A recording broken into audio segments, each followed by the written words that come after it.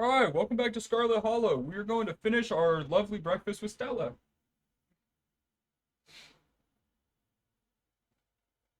We just got done talking about a few things. We've been flirting a little, chatting about last night. We most recently just talked about Reese. Only a little bit. She wants to keep it mysterious. But we're gonna get back into it now. Yeah, do you ever hang out with Avery? Yeah, Avery seems cool. That's a good question. I guess I just don't know them very well. I grew up with Reese and Kanika and Tabby. Even you don't seem like a stranger, well, with who you're related to. Avery moved here a few years ago, kind of close on the heels of all that stuff with the accident, so I guess I wasn't really in the right headspace for making new friends. I do go to their parties, but now that you mention it, it is weird that I haven't thought to try and hang out with them outside of that. Should text them sometime.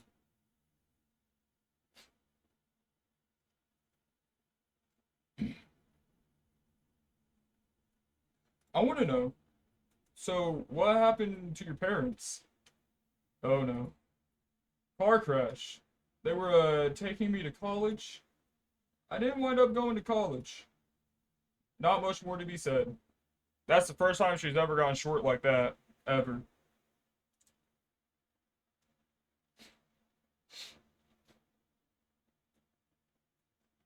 That's why you're so nervous. Yeah, let's just tell her that. That's not rude at all. I'm sorry, Stella. It's okay, it happened. Nothing I can do about that. Can we talk about something else, though? It means a lot to me that you care. I really don't like talking about this. And how's the food coming? A timer goes off and Stella excitedly pops open the oven, pulling out a tray of delectable biscuits. Funny you should ask. Looks like we're done here. And with that, breakfast is served. Ooh, it looks good too.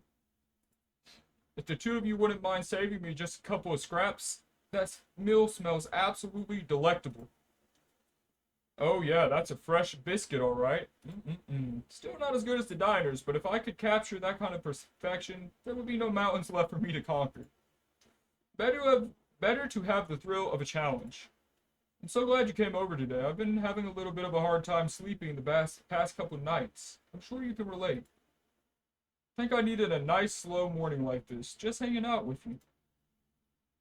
As you and Stella start to dig in, you're interrupted by a phone alarm sounding off. Oh, shoot, I almost forgot. It's Mayor Jimmy Day. What the heck is that? They're still even doing it after last night. I wonder how far the news has spread. Either way, it's a good excuse to meet up with Oscar and see how Rosalina's doing. Gretchen scoffs at the mention of Mayor Jimmy. Mayor by rear end. I certainly never voted for him.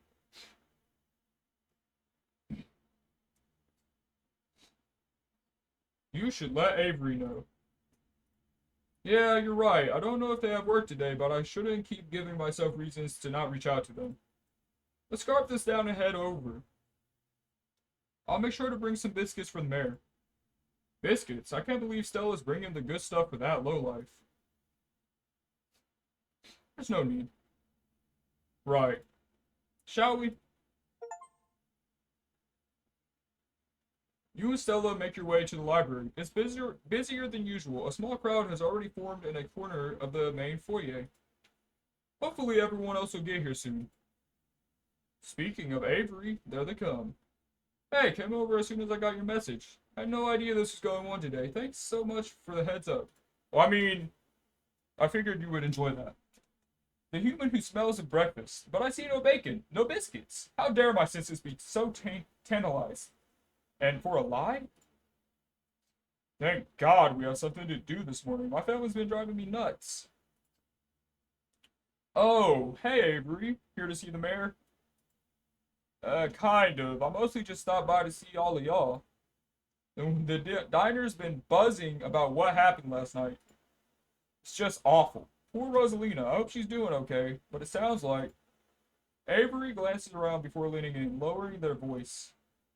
This is just between us, but it sounds like the miners might strike over this. It's getting really serious. Oh, whoa. Power to them. About time. Though, can you strike without a union? I don't think you can legally call it a strike. I think you have to say it's a collective action or something. Still, I hope Tabitha is shaking her boots right now. I don't. No one has any sympathy for Tabitha. My game's also not recording audio. Hold up. Okay, that should be better. Are things at the mine really that bad? Poor Tabby's really going through it this week. Stella, forget I said anything. It sounds like it's our turn with the mayor. Oh, now I see why they don't like the mayor. Wait, what the fuck? That is the mayor. He's a dog. You can tell this dog is the mayor from his little sash and his fancy top hat. There's a regal air about him, almost as if he knows the position of authority that he's been elected to. Well, alright then. You haven't met the serious man by his side, but you have to assume that he's the mayor's handler. Well then, this is unexpected. Good morning, citizen. I don't believe we met. He holds out his paw as if to shake your hand. I knew he'd be a dog. I didn't know that. I really didn't expect that. We're doomed, aren't we?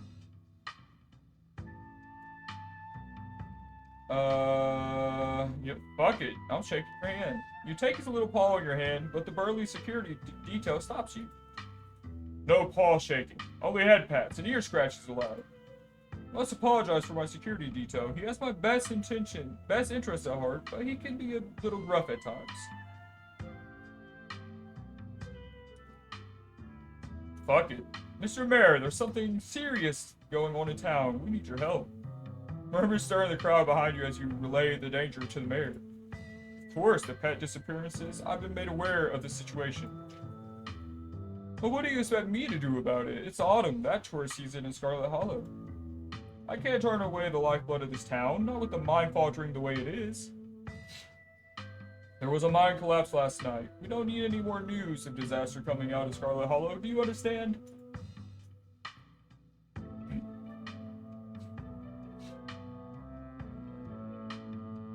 Yeah, let's don't be too suspicious. Heh, cute doggy. You reach out your hand to pat the mayor on the head. It's probably best not to make a scene. We both know you can hear me, but fine.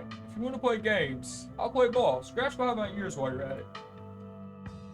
I've heard just enough from you, Jimmy. Look at you, putting on a show in front of your adoring fans while the dogs of this town are snatched up by monsters in the woods. Hoping the humans will clean it all up for you? When are you finally going to do something meaningful for the hairier citizens of Scarlet Hollow? Miss Gretchen, there's no need. Scraps never would have let those things prowl the woods for so long. And yet you sit back, waiting for the humans to notice and letting more innocent dogs suffer. You know, I almost lost my life to those things the other night. Now Gretchen. A lot of those were old dogs. It's fair for me to assume they simply went to the big farm upstate. That's messed up. Don't you dare talk to me about old dogs. Right, Gretchen's ancient.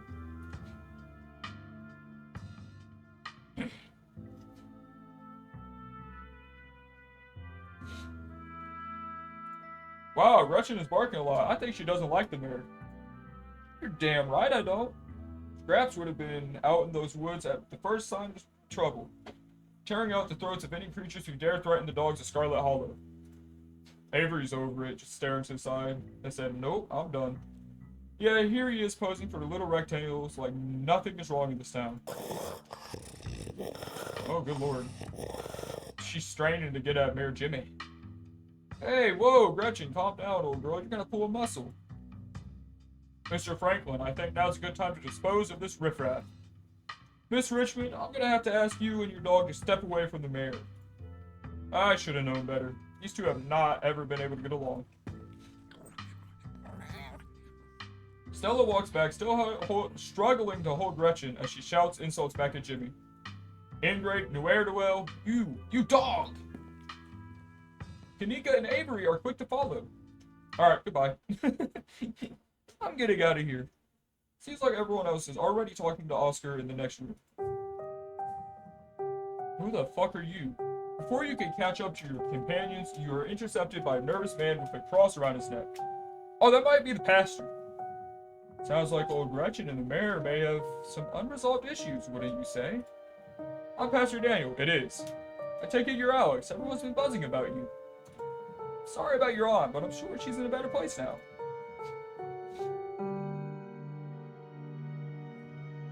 We both know she's in hell.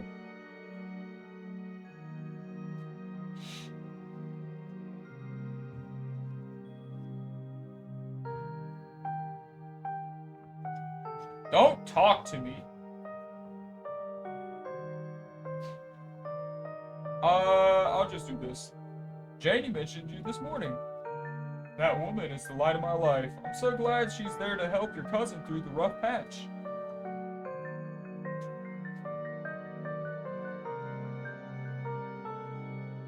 Hey, you know anything about ghosts? Ghosts? I've never encountered one myself, but I have heard stories of folks who have been visited by their loved ones from beyond the grave, and it seems like it provides them with a sort of spiritual healing.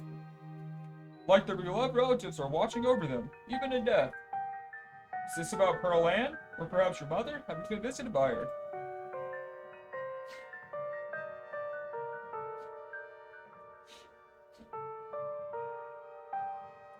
No, Oscar's place is haunted. Oh, like a Scooby-Doo episode or something? I'm afraid I don't buy into that particular notion. It's a bit too spiritualistic. Now, if it were a vision of one of his parents trying to contact him from heaven, I could understand that. But I simply don't believe in malicious spirits, lingering neither in heaven nor hell, jumping out of closets to scare us. I'm sure there's a perfectly reasonable explanation for whatever it is he saw. Wait, do you believe in ghosts? In some ghosts and not others. What makes you an authority on that?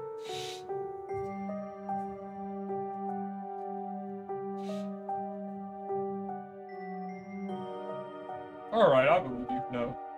Right, yeah. Why do you believe in some and not all? So you believe in some ghosts and not others. What makes you an authority on that?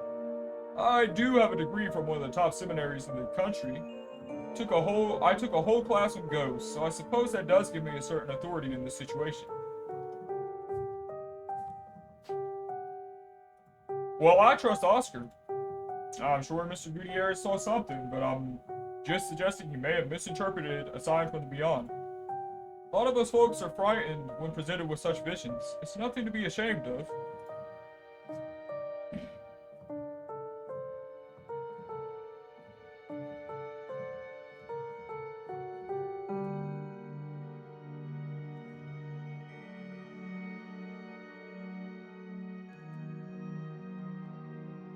I should go. It was nice meeting you, though.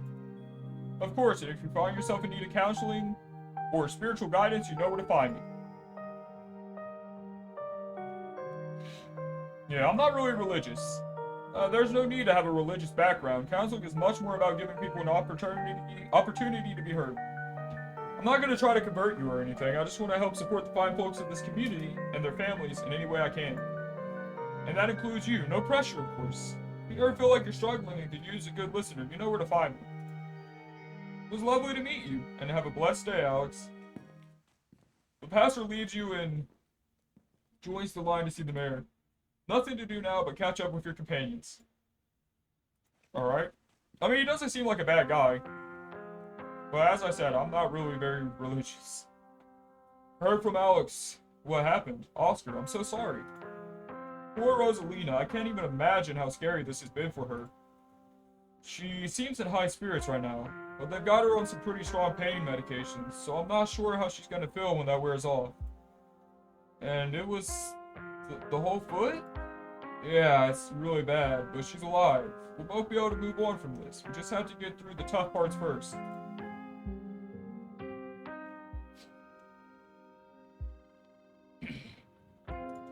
We're here for you, man. Thank you. All of it. Everything feels like it happened so fast. I know our lives have changed, but it's taken my mind a little bit to catch up. I feel like such a mess. I hope it isn't keeping me from being the dad she needs right now. I'm sorry to cut our conversation short, but I'd better get going. I was always supposed to come back to pick up a few things, but then the hospital called and said there'd be some big bus accident on the highway and they need the beds, so I have to come pick her up. Though our house is still haunted, the only place she can lie down until then is the dirty back room that drove her away in the first place. And Mayor Jimmy Day is happening. Sorry. I'm just a little overwhelmed. It's okay, Oscar. We're here to help. Yeah, we're gonna get that ghost.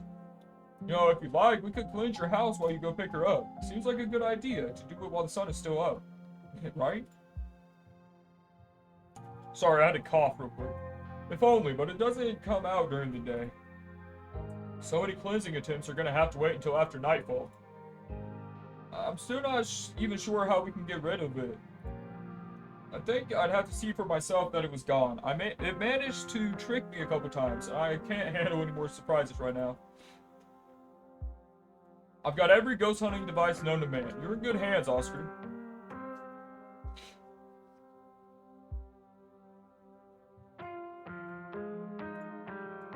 Don't worry, Oscar. We'll fix this. I mean, we got 1, 2, 3, 4, 5. And maybe Reese as well? If he's up to it? Heck yeah, we will. Yeah, whatever this is, we'll get to the bottom of it tonight. Thanks, guys. I really appreciate it. I'm heading out. It should be dark by the time we get back, so I suppose I'll see you then. Oscar hurries off, car keys jingling as he jogs out the door. Let's head up to Reese's. Maybe we can get him to come with us. That's what I was thinking. Oh no, you're not gonna try to get Dr. Kelly to let him leave the house, are you? She'll kick us out for even asking. I wonder if he even knows what happened last night. I don't know how disconnected he is from the news around town. Geez, should we tell him? It's always better to know about stuff like this. Withholding information and trying to keep people in the dark on purpose doesn't really help anyone. That's my opinion, at least. See, Avery, I think the same way. Earlier, when we were talking at the diner, and I let you know what had been happening, I had a feeling that we would be on the same side. Like, they really understand us here. Anyway, y'all have fun at Dr. Kelly's place. Catch you tonight in the haunted house. Can't wait to see you. Yeah, see you, Avery. Yeah, they can come with us. Anyway, shall we? Time to go.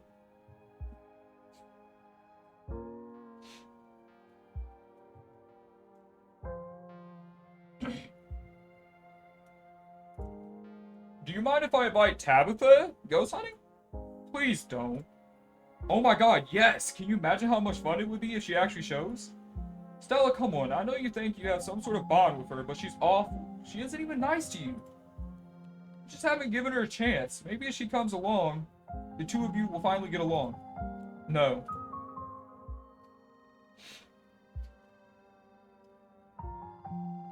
I want to invite her.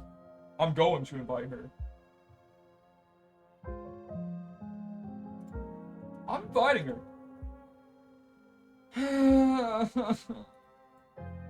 Alright, you invited her. Let's not get into it. If we're lucky, she'll be too busy at the My Steven show. Oh, don't say that, Neeks.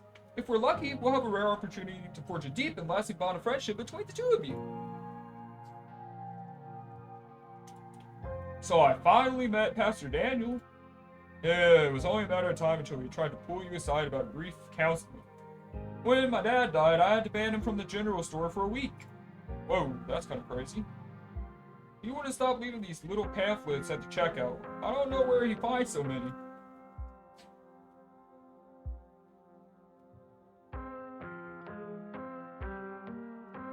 Maybe there is a cult, dude. That's pretty cultish. I don't have any opinions. No, I think he's nice. Everyone should be nicer to him. He seems like a good man. Okay, that's really sweet of you to say, but sometimes you got to trust your gut. The man was grinning through all of my dad's funeral. He's not normal. Now, I don't mean that in a stigmatizing mental illness kind of way. There's just this little siren that goes off every time I see him that tells me we gotta get away from him. That's exactly how I would describe it too. I didn't want to say it, but I did feel like that. I can't lie. The whole town feels the same way. Now that I think about it, he must be pretty lonely. But like, he seems nice. I don't know, he could look for friends somewhere else. Alright, sure. Alright, shall we head out? Yeah, sure, why not? The three of you leave the library for an early dinner at Reese's. Reese's Puff, Reese's Puff. Ugh. You once again find yourself in front of Reese's house. A cold hesitation grips you as the building looms over the hilltop. Though it's only afternoon, it feels so much later, the sun already sinking behind the tall mountains that surround the Scarlet Hollow. We're a little early. What if Dr. Kelly yells at us? There's no such thing as early when you're hanging out with friends. That's just extra time you get to spend together. Okay, but what if she yells at us? Let's save real quick. Hey, I did not say that. My Google went off. Oh, hello, Reese. It's too late. The door swings open. Hey, Reese. Oh my god, dude, it's been ages. You must be Alex, right? I've heard a lot about you. Stella's been relentless about making sure I got all the Alex updates. My goodness gracious, there's something that smells terribly off about that boy. Get away from my Stella, you fiend. Gretchen starts yelping at Reese, straining against Stella's grip as she tries to get between them. Are they here already? I knew you'd show up early, Stella. And you brought the dog. Great. Oh, right, she did say not to bring the dog, but Gretchen's part of the squad, so she's coming with us. Yeah, I thought she might cheer Reese up. I don't know what's gotten into her all of a sudden. The dog stays outside. But it's okay, Stella. You let her chill in my van for a bit. I'll run the AC and leave her some treats. You know I always have some of those easy chew dog jerky stashed away. Okay, as long as they're safe. The gall, the gumption. This is a violation of my rights. But we go everywhere together. Do you want to come in or not? Kanika nervously tugs Stella away towards the van. You keep her safe from that monster, Alex, you hear? You don't let a feather of harm come to my darling Stella. Well, what about you, Alex? Are you coming in? No, Reese is cool.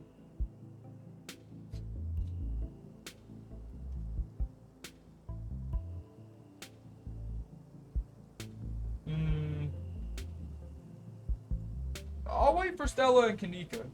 Fine. Quiet sets in as you wait for Stella and Kanika to come back from the van. We're back. Great. Let's get this over with. The house feels cold. Not only is there an odd chill in the air, but the building itself feels too sterile, uncomfortably tidy to the point where you are nervous to even touch anything. If it weren't for the aroma of store-bought dinner rolls baking in the oven and the unsettling artwork hanging on the walls, you'd be half convinced you wandered into a real estate showing. So, how can I lend a hand? By sitting down at the table and not puttering around in my kitchen.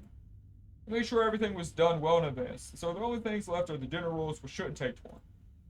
Then, we can have a quick dinner, you can leave my house and go back to business. But I was kind of hoping to see Reese's new art. You still have time now, right? You aren't seriously considering subjecting your friends to your disaster of a room, are you? It's not that bad. You can still see the floor. Dr. Kelly raises a single questioning eyebrow. I don't mind a little mess. Yeah, I doubt it could be any worse than the way I keep my room. Yes, okay, fine. As long as you stay out of the kitchen, I don't care what you get up to. Cool. Oh, we'll just be downstairs. You won't even know we're here. Make your way towards the basement stairs. Little basement get up. Been there.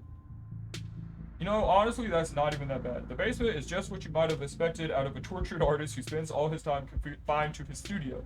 Discarded canvases line its edges while trash and sketches leak out from their piles in the corners of the room, hiding the bare cement floor. Ghoulish faces coat the walls in paint, sneering at their creator. That's definitely very creepy. That's our thumbnail, too. And the conclusion of this episode. It's a little shorter than the last one, but I actually have some IRL things I need to get done, so I can't record any longer today. With that being said, it leaves us on a cool note. We can get to meet Reese. He's not exactly what I expected. Not in a rude way, of course. For some reason, I expected him to be a giant, burly, buff guy that just happened to be sick. I mean, he's just a dude, though. Thought he was gonna be like a giant bodybuilder. But yeah, I'll see you guys next time. Peace.